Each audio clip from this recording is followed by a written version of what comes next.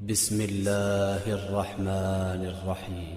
الحمد للہ وکفا وسلام علی عبادہ الذین اصطفیٰ اما بعد۔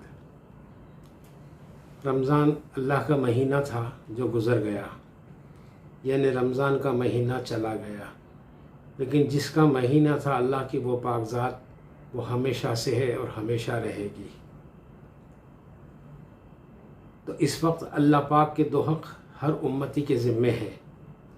ایک تو ہر امتی کے ذمہ یہ ہے کہ بندوں کو، مخلوق کو خالق کی طرف متوجہ کرے اور خالق کی طرف بلائے اور خالق کے صفات اور اوصاف بیان کرے، اور دوسری طرف ہر امتی کی ذمہ داری یہ ہے کہ وہ اللہ جل جلالہ و منہ والہ کی طرف بندوں کو متوجہ کرے اور اللہ کو اپنے بندوں کی طرف متوجہ کرے۔ اللہ سے کہے دعوت اور دعا، یہ دو وہ چیزیں ہیں جو ہر امتی کی زندگی میں ہونا بہت ضروری ہے۔ کرونا وائرس کی بیماری بہت تام جھام سے بہت عروج اور شباب پر چل رہی ہے، لیکن باوجود اس کے کہ کتنی اپنی طاقت اور قوت دکھا لے بیماری، اگر اللہ کے قبضے سے باہر نہیں ہے تو 5 باتیں میرے ذہن میں ہیں جو بندوں کو سمجھانی ہے۔ ایک بات تو بندوں کو یہ سمجھانی ہے کہ کرونا اگر بیماری ہے تو یہ بیماری اللہ کی مخلوق ہے، یہ اللہ کی پیدا کی ہوئی ہے، اور کرونا اگر وبا ہے تو وبا بھی اللہ کی مخلوق ہے۔ کرونا اگر جو ہے وہ سازش ہے کچھ، جیسا کہ بعض قیاس کرنے والے قیاس کر رہے ہیں، تو سازش کرنے والے بھی اللہ کی مخلوق ہیں، اس کے قبضے میں ہے، اور سازش بھی اللہ کی مخلوق ہے۔ اور اگر یہ اللہ کا عذاب ہے، اس کی ناراضگی ہے، تو دور اسی کے کرنے سے ہوگا یہ عذاب، تو یہ عذاب بھی اس کی مخلوق، اس کا بھیجی ہوئی مخلوق ہے۔ ہر حال میں اللہ کے کنٹرول میں۔ خالق بنانے والے کو کہتے ہیں، کچھ چیزیں انسان بناتا ہے، بنانے والے انسان بھی ہوتے ہیں، عمارتیں بنا دی، ہوائی جہاز بنا دیے، چیزیں اور سامان بنا دیے، کئی چیزیں بناتا ہے انسان، لیکن اللہ جل جلالہ و منہ والہ کے بنانے میں اور بندوں کے بنانے میں فرق یہ ہے کہ اللہ نے جن چیزوں کو بنایا ہے وہ اس کے قبضے میں ہے، اس کے قابو کے باہر نہیں ہے۔ الشمس تجری لمستقر لها ذلك تقدیر العزیز العلیم والقمر قدرناه منازل حتى عاد كالعرجون القدیم لا الشمس ينبغي لها ان تدرك القمر ولا الليل سابق النهار وكل في فلك يسبحون۔ سورج اور چاند کے بنانے والے اللہ ہیں، ان کا ایک نظام مقرر کیا ہے۔ سورج کے بارے میں طے ہے کہ کون سی تاریخ کو کتنے بج کر کتنے منٹ اور سیکنڈ پر اس کو کس جگہ دکھنا ہے، اگنا ہے، اور کس جگہ اس کو ڈوبنا ہے اور چھپنا ہے۔ چاند کے بھی اوقات طے ہیں کہ بہت بڑا چاند گھٹتے گھٹتے کھجور کی سوکھی شاخ کی طرح ہو گیا، اور پھر اس کے بعد بڑھتے بڑھتے پورا 14ویں کا چاند ہو گیا، بدر کامل ہو گیا۔ یہ سب اللہ کا مقرر کیا ہوا اندازہ ہے۔ 200 سال کا حساب کر کے ماہرین فلکیات بتا سکتے ہیں کہ چاند جو ہے وہ 200 سال بعد کتنے بجے نکلے گا، سورج کتنے بجے نکلے گا، کتنے بجے ڈوبے گا، کیا ان کے اوقات رہیں گے۔ اتنا پرفیکشن، اتنا قابو میں اللہ کے ہے۔ بندوں کی بنائی ہوئی چیزیں اس کے قابو کے باہر ہو جاتی ہیں، لیکن اللہ کی بنائی ہوئی چیزیں اس کے قابو کے باہر نہیں ہوتی ہے۔ تو کرونا بیماری ہے تو مخلوق ہے، وبا ہے تو مخلوق ہے، سازش ہے تو سازش کرنے والے بھی مخلوق اور سازش بھی مخلوق، اور عذاب ہے تو عذاب بھی مخلوق۔ لوگوں کو یہ سمجھانا ہے کہ سب اللہ کے قبضے میں ہے، اس کی دعوت دینی ہے۔ ساتھی پوچھ رہے ہیں دعوت کیسے دیں گے، کہیں جا نہیں سکتے، فون پر دنیا بھر کی باتیں ہو سکتی ہیں، تو دعوت کیوں نہیں دی جا سکتی ہے؟ اپنی فون ڈائریکٹری میں، فون بک میں جتنے فون ہیں، ایمان والوں کو فون کریں، خیریت پوچھیں، ہمت افزائی کریں، اور اللہ کے خالق ہونے کی دعوت دیں کہ یہ مخلوق ہے بیماری، وبا ہے تو مخلوق ہے، سازش ہے تو مخلوق ہے، اور عذاب ہے تو مخلوق ہے۔ یہ سمجھائیں تاکہ بیماری کا خوف نہ ہو، بلکہ اللہ کی ہیبت دل میں بیٹھنی چاہیے، اللہ کی بڑائی دل میں آنی چاہیے کہیں ایسا نہ ہو کہ لوگ بیماریوں کا تذکرہ کر رہے ہوں اور ایمان والے کے دل میں چپکے سے یہ کفر گھس جائے کہ صاحب اس سے ہوگا۔ اس لیے اس وقت لوگوں کو ان مذاکروں کی ضرورت ہے، اس کی دعوت کی ضرورت ہے کہ ان بیماریوں سے اور ان وباؤں سے اور ان سازشوں سے اور ان عذابوں سے وہ ہوگا جو اللہ چاہیں گے۔ یہ اس وقت کی ضرورت ہے۔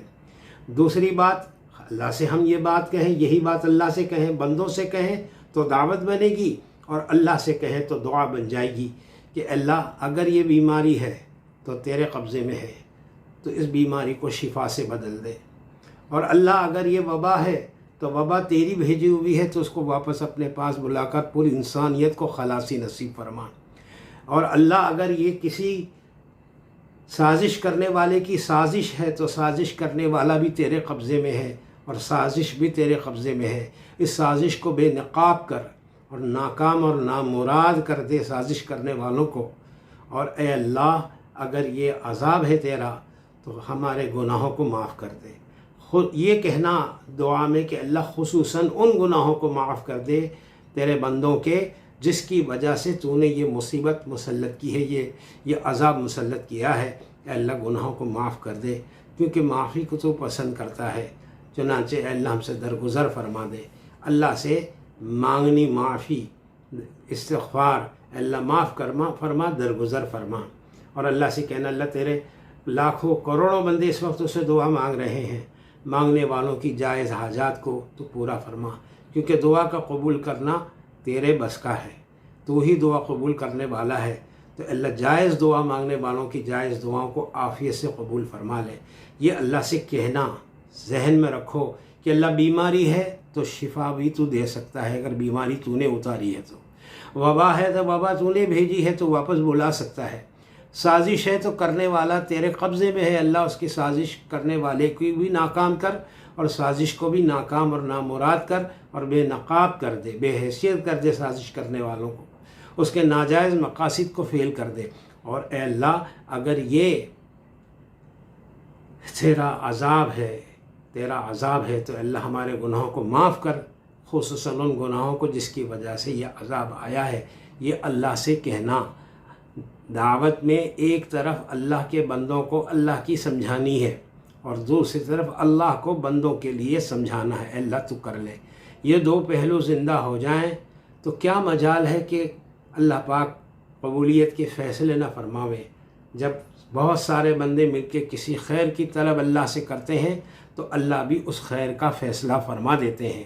تو امید کے ساتھ، یقین کے ساتھ، شوق کے ساتھ ان دعاؤں کے مانگنے کو جاری رکھا جائے کہ صاحب رمضان دعاؤں کا مہینہ تھا وہ چلا گیا نہ، صاحب رمضان چلا گیا ہے، دعاؤں کا زمانہ نہیں گیا ہے، دعا تو کب کس کی رد نہیں ہوتی، چاہے جس وقت وہ مانگے۔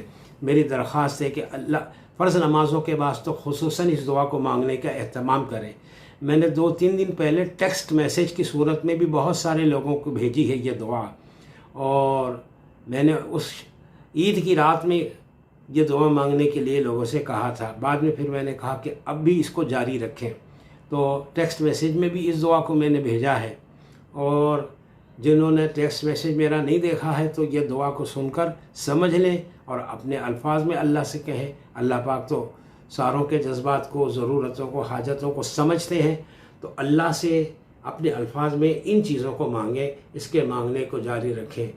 مانگنا اگر اللہ سے ہوتا رہا تو اللہ جل شانہ سے امید ہے کہ اللہ پاک اس کو قبولیت بخشیں گے اور شرف قبولیت سے نوازیں گے، اور اللہ پاک اس بیماری کو بھی دور فرما دیں گے۔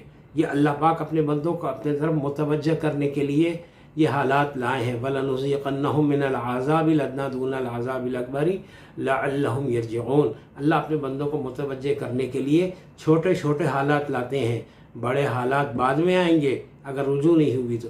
رجوع آ گیا امت میں تو اللہ اسی حالات میں ہمارے لیے خیر کے فیصلے بھی فرما دیں گے۔ اللہ پاک ہم سب کو اللہ کی ذات، اپنی ذات عالی کا یقین نصیب فرماوے، اس کی طرف اس کے بندوں کو متوجہ کرنے کی توفیق عطا فرماوے، اور بندوں کو جو ہے نا اس کی طرف متوجہ کرتے ہوئے اس پاک ذات کو بھی اپنے بندوں کی طرف متوجہ کرنے کے لیے دعائیں گڑ گڑا کر مانگنے کی توفیق عطا فرمائے۔ فرض نمازوں کے بعد، اور اللہ ہمت دے تو تہجد میں اور اللہ ہمت دے تو قبولیت کے اور اوقات میں جب موقع ہو اس دعا کو اپنی اور دعاؤں کے ساتھ ضرور مانگیں اور صدقات جاری رکھیں۔ صدقے سے بیماریوں کا مقابلہ کرنے کی ہمیں تعلیم دی گئی ہے۔ وآخر دعوانا ان الحمد للہ رب العالمین۔